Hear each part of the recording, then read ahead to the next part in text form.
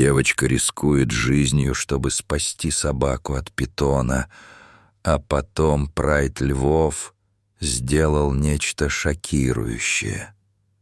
Пятилетняя Варя сидела на земле у обочины, прижимая окровавленную морду Макса, своей собаки, своего единственного друга. Он умирал, и никто не знал, потому что никто не слышал, но Варя знала, что не может отпустить его. Она достала старый маячок отца, последний сигнал, который остался от погибшего спасателя. Варя нажала кнопку, и вместо людей пришел тот, кто не должен был появиться, и с ним ответ на тайну, которой касалась только Варя. Варя родилась в тишине. Она никогда не слышала маминого голоса, не знала, как звучит музыка, и не могла произнести ни слова. Ее мир был из жестов, взгляда и прикосновений. Большинство людей обходили ее стороной, будто тишина была заразной. Но не Макс. Макс появился в их семье 2 года назад. Упрямый, но добрый немецкий овчар, которого отец Варин, спасатель, привез с последней операции. Пес был ранен, с перебинтованной лапой и потухшим взглядом. Но когда он увидел Варю, он подошел и просто лег рядом. Не испугался ее молчания, не отвел глаз. Он понял. С того дня они стали неразлучны. Когда отец погиб на службе, Варя перестала улыбаться. Мама работала сутками, бабушка болела, а Варя просто сидела в саду с Максом, гладя его теплую шерсть и шепча губами слова, которые никто не слышал. Макс слышал сердцем. Он ложился рядом, когда она плакала. Он толкал ее плечом, когда она застывала от страха. Он защищал ее от мальчишек, которые смеялись, подражая ее жестам. Для мира она была странной девочкой, для него — всем миром. Но в тот день, когда Макс не вернулся домой, все изменилось. В тот вечер все было как обычно. Варя сидела на крыльце, прижавшись к Максу, глядя, как последние лучи солнца ложатся на старую деревянную изгородь. Она держала в руках фотографию отца, вырезанную из газеты статью о спасении семьи из горящего здания. Макс лежал рядом, положив голову ей на колени, будто тоже вспоминал. Когда мама позвала Варю на ужин, Макс, как всегда, вскочил первым, виляя хвостом, ожидая кусочек курицы из рук девочки. Но в ту ночь после еды он неожиданно залаял у двери. Что-то привлекло его внимание во дворе. Он посмотрел на Варю внимательно, настороженно и тихо потянул за ее рукав. Она не поняла. Тогда он залаял снова и бросился к калитке. Варя побежала за ним, но запоздала.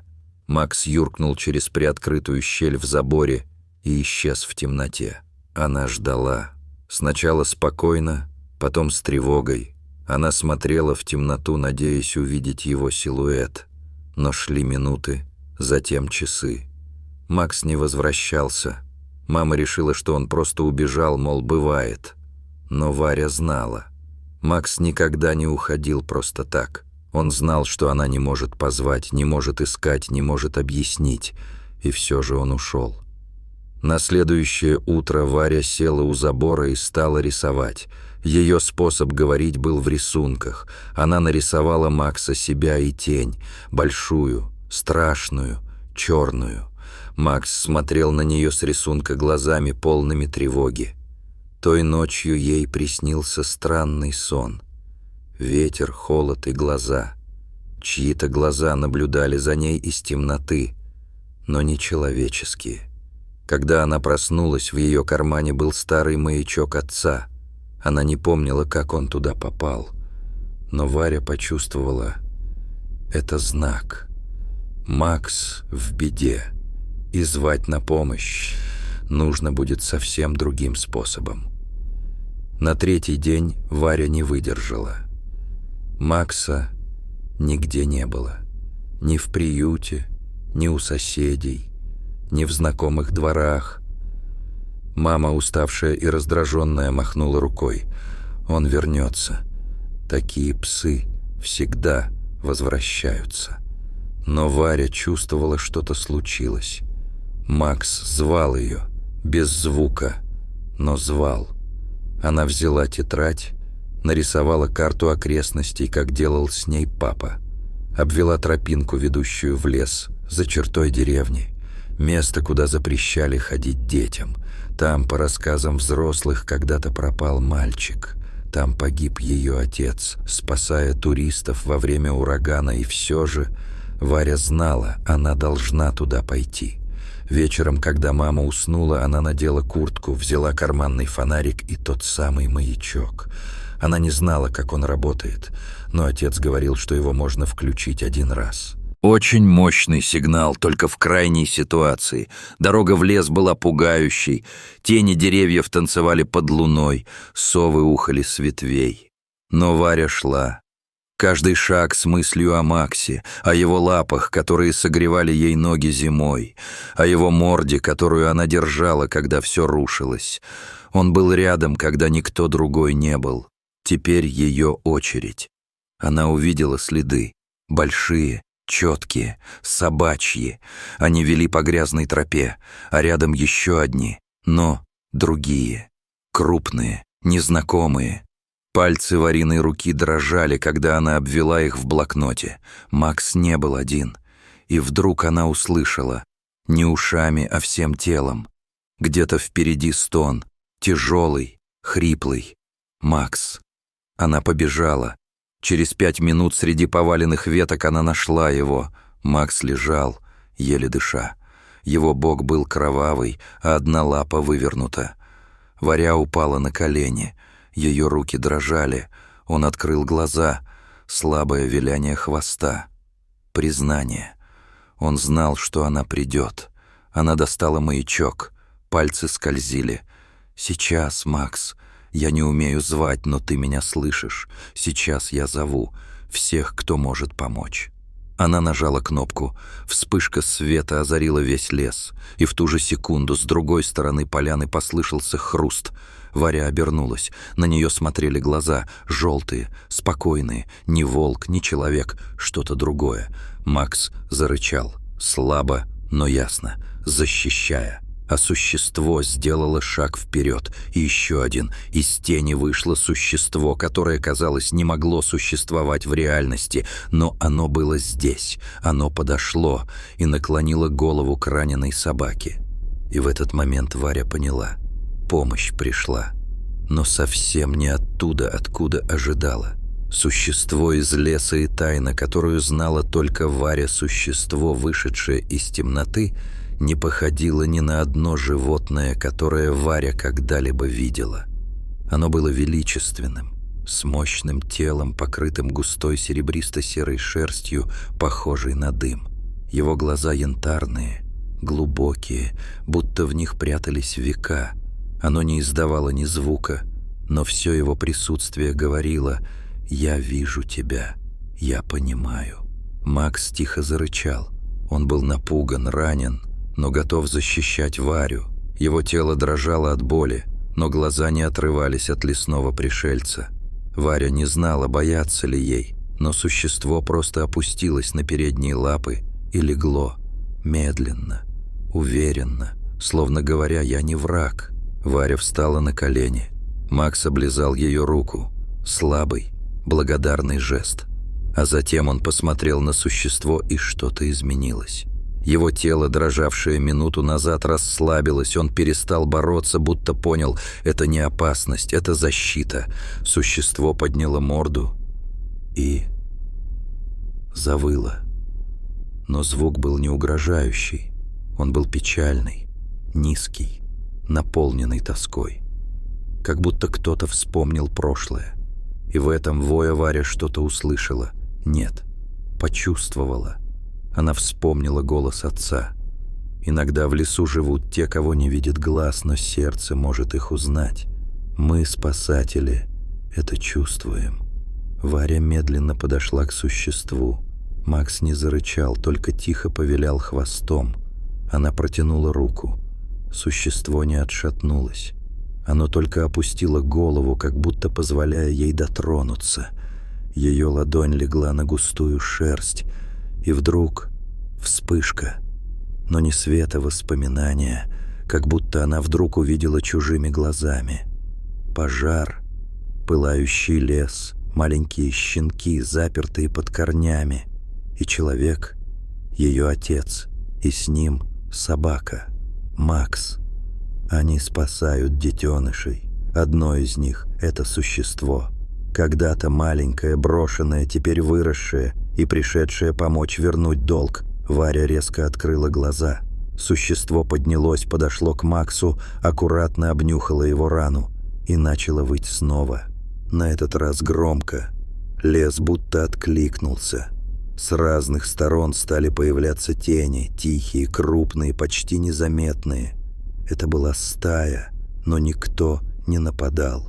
Они окружили поляну, и в их глазах не было злобы, только настороженность. Существо, их вожак, посмотрела на Варю, и она поняла, они пришли не забрать, а сопроводить. Один из зверей подошел ближе и лег рядом с Максом, предоставляя ему тепло.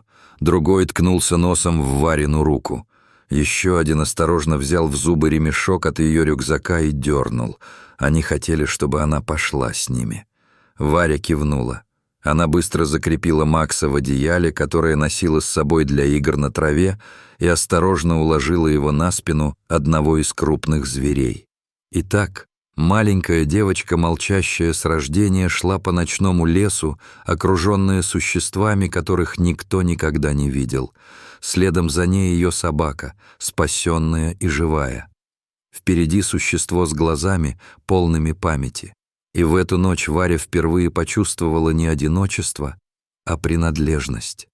Ночь была темной, но не страшной.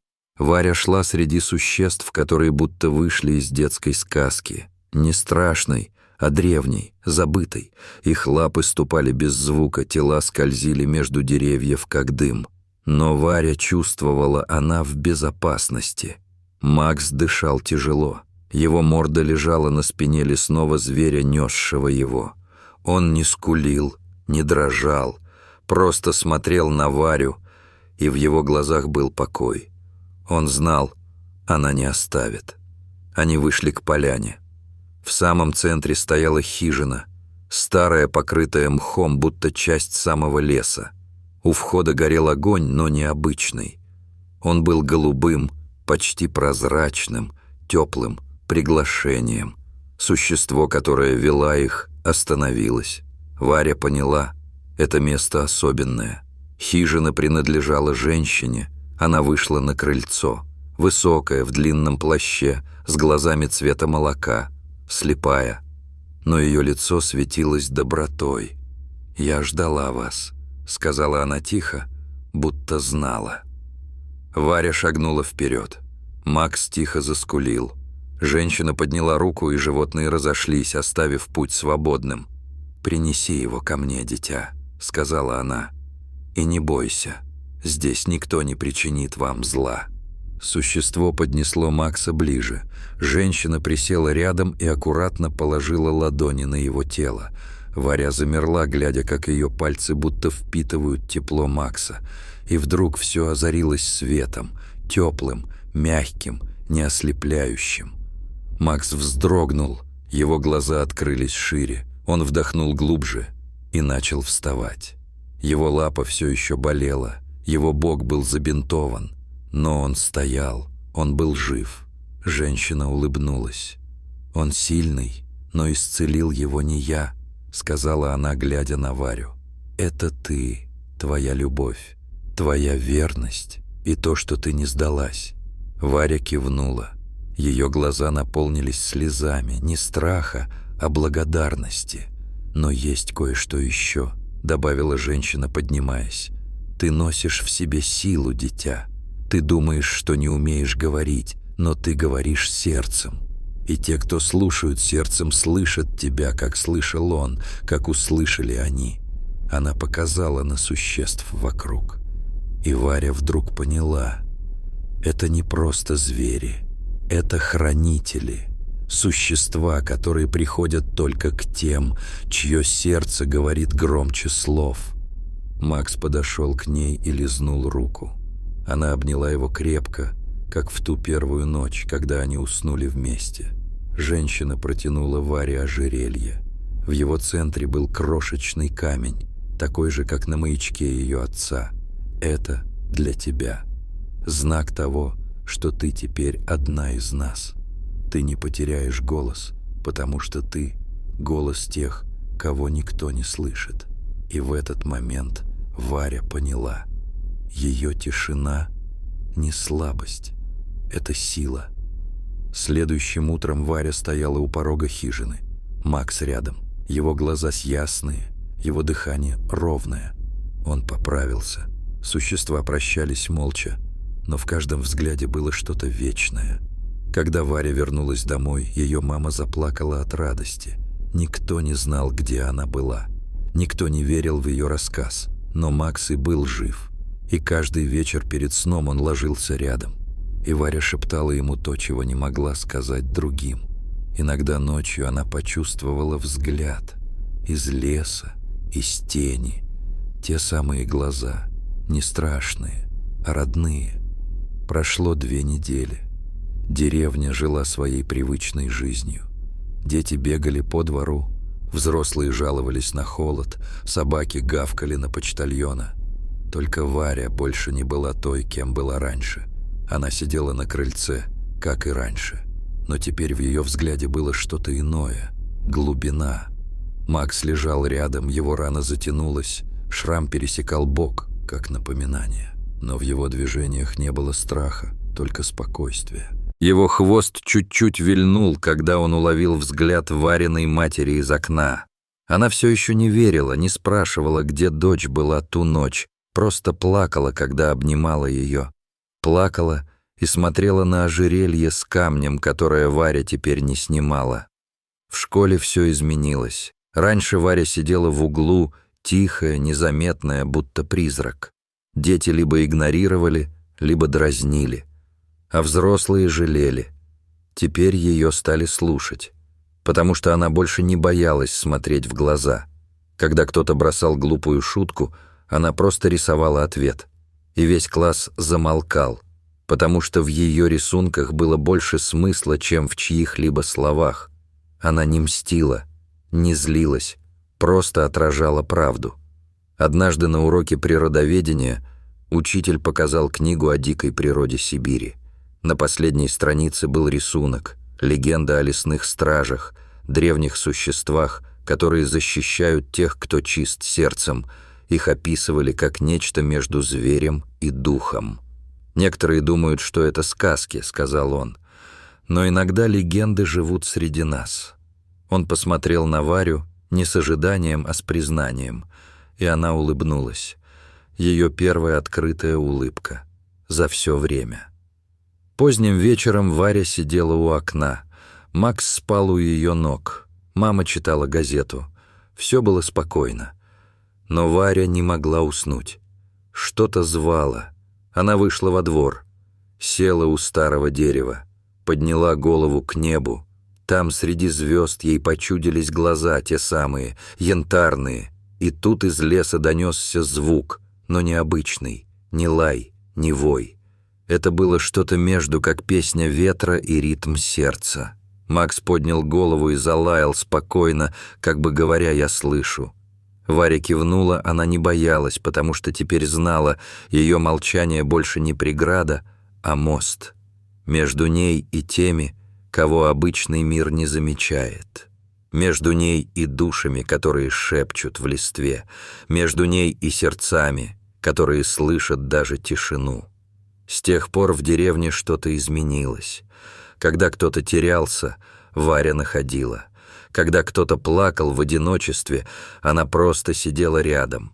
И человек начинал говорить. Когда у кого-то болела душа, она рисовала. И люди видели свои мысли, свои страхи, свои надежды. Они начали звать ее не просто Варя, а та, кто слышит сердцем. Много лет спустя, когда Варя выросла, она осталась в той же деревне, открыла маленький приют для собак. Там всегда был Макс, старый, сидеющий, но все еще верный.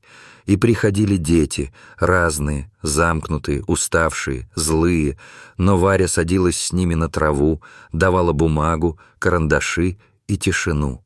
И каждый из них начинал слышать. Сначала Макса, потом себя. Однажды вечером она шла по лесу, как в ту ночь. Макс был рядом. И из тьмы снова вышли они, те самые существа, старые, как сами корни леса. Они не приближались, только смотрели, и Варя кивнула им, без слов, и они исчезли. Но она знала, они здесь, потому что мир слышит тех, кто говорит сердцем. Но эхо ее молчания живет в каждом из нас, нужно только прислушаться.